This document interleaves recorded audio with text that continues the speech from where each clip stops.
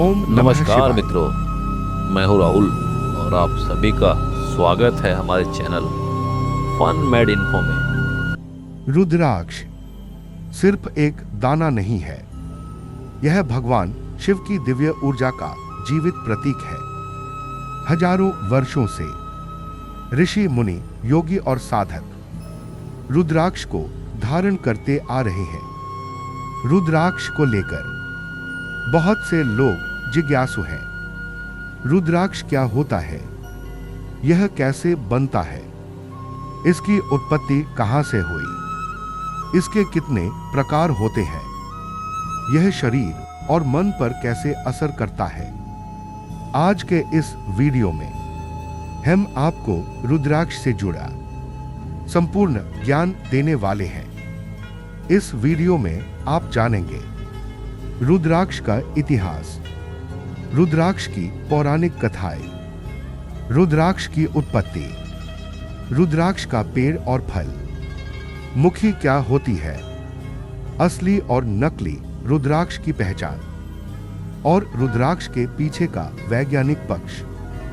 मेरा नाम राहुल है और मेरे साथ हैं मेरे दोस्त मयंक और भूमित। हम तीनों मिलकर आपको रुद्राक्ष की रहस्यमयी दुनिया में गहराई तक लेकर चलेंगे। अगर आप सच में जानना चाहते हैं कि रुद्राक्ष क्या है और यह आपके जीवन को कैसे बदल सकता है, तो यह वीडियो अंत तक अवश्य देखें। चलिए शुरू करते हैं रुद्राक्ष की उत्पत्ति और रहस्य। सबसे पहले जानते हैं रुद्राक्ष की सबसे प्रसिद्ध कथा। कथा 1, माता सती का बलिदान और रुद्राक्ष। पौराणिक कथाओं के अनुसार माता सती भगवान शिव की पत्नी थी। एक बार उनके पिता दक्ष ने एक विशाल यज्ञ का आयोजन किया, लेकिन उन्होंने भगवान शिव को जानबूझकर यज्ञ में आमंत्रित नहीं किया। माता सती यह अपमान सहन नहीं कर सकी। उन्होंने यज्ञ कुंड में प्रवेश कर अपने प्राण त्याग दिए। जब भगवान शिव को यह पता चला तो वे अत्यंत क्रोधित और दुखी हो गए। भगवान शिव ने माता सती के जलते हुए शरीर को अपने हाथों में उठा लिया। उस समय भगवान शिव की आंखों से दुख और करुणा के आंसू गिरने लगे। जहां जहां वे आंसू धरती पर गिरे, वहां रुद्राक्ष के वृक्ष उत्पन्न हुए। इसी कारण रुद्राक्ष को त्याग, प्रेम और करुणा का प्रतीक माना जाता है। यह कथा शिव पुराण और स्कंद पुराण में वर्णित है। कथा 2, भगवान शिव की तपस्या और रुद्राक्ष। एक अन्य कथा के अनुसार भगवान शिव हजारों वर्षों तक गहन तपस्या में लीन रहे। जब उन्होंने अपनी आंखें खोली तो उनकी आंखों से करुणा के आंसू गिरे। ये आंसू पृथ्वी पर गिरे। जहां जहां ये आंसू गिरे, वहां रुद्राक्ष के वृक्ष उग आए। इसी कारण इसका नाम पड़ा। रुद्र अर्थात शिव, अक्ष अर्थात आंसू। यह कथा शिव पुराण और पद्म पुराण में मिलती है। कथा 3, त्रिपुरासुर वध और रुद्राक्ष। त्रिपुरासुर नामक राक्षस तीनों लोगों को परेशान कर रहा था। भगवान शिव ने उसका वध करने से पहले कठोर तपस्या की। तपस्या के दौरान उनके शरीर से पसीने और आंसू गिरे। इन्हीं बूंदों से रुद्राक्ष उत्पन्न हुआ। इसलिए माना जाता है कि रुद्राक्ष नकारात्मक शक्तियों को नष्ट करता है। यह कथा स्कंद पुराण में मिलती है। रुद्राक्ष क्या होता है? रुद्राक्ष कोई पत्थर नहीं है। रुद्राक्ष एक प्राकृतिक बीज है। यह रुद्राक्ष वृक्ष के फल के अंदर पाया जाता है। इस बीज की सतह पर प्राकृतिक रेखाएं होती हैं। इन रेखाओं को मुखी कहा जाता है। रुद्राक्ष को भगवान शिव से जुड़ा हुआ अत्यंत पवित्र बीज माना जाता है। इसे धारण करने से मन शांत होता है और ध्यान में सहायता मिलती है। रुद्राक्ष का पेड़। रुद्राक्ष का पेड़ सदाबहार होता है।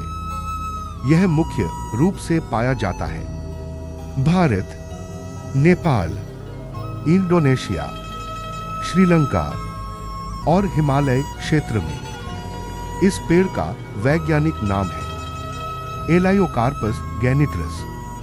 यह पेड़ 50 से 80 फीट तक ऊंचा हो सकता है। रुद्राक्ष का फल। रुद्राक्ष के पेड़ पर पहले हरा फल लगता है। जब फल पकता है तो वह नीला या बैंगनी हो जाता है। फल के अंदर एक कठोर बीज होता है।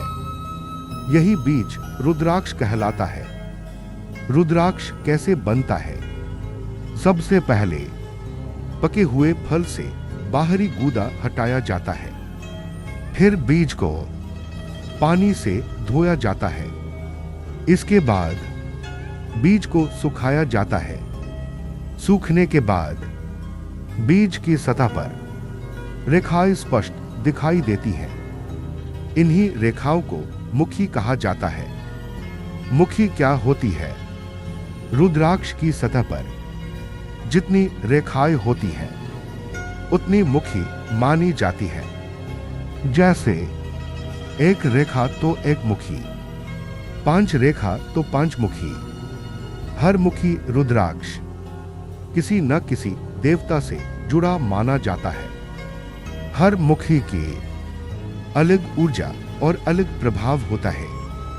व्यक्ति की आवश्यकता के अनुसार मुखी का चयन किया जाता है। नेपाल और इंडोनेशिया रुद्राक्ष में अंतर। नेपाल रुद्राक्ष आकार में बड़ा और भारी होता है।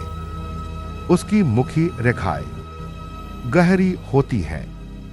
इंडोनेशिया रुद्राक्ष आकार में छोटा होता है। दोनों ही प्राकृतिक और शक्तिशाली होते हैं। अंतर केवल आकार और बनावट का होता है। वैज्ञानिक दृष्टिकोण। वैज्ञानिकों के अनुसार रुद्राक्ष के अंदर कार्बन, हाइड्रोजन, नाइट्रोजन और ऑक्सीजन पाए जाते हैं। रुद्राक्ष में सूक्ष्म विद्युत चुंबकीय गुण होते हैं। यह शरीर की ऊर्जा को संतुलित करने में मदद करता है। यह हार्ट रेट, ब्लड प्रेशर और तनाव को नियंत्रित करने में सहायक माना जाता है।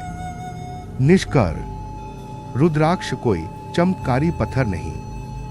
यह एक प्राकृतिक बीज है जो हजारों वर्षों से आध्यात्मिक साधना में उपयोग हो रहा है। रुद्राक्ष श्रद्धा, अनुशासन और सकारात्मक जीवन का प्रतीक है। यदि सही विधि से धारण किया जाए तो यह जीवन में शांति, संतुलन और शक्ति ला सकता है। ओम नमः शिवाय।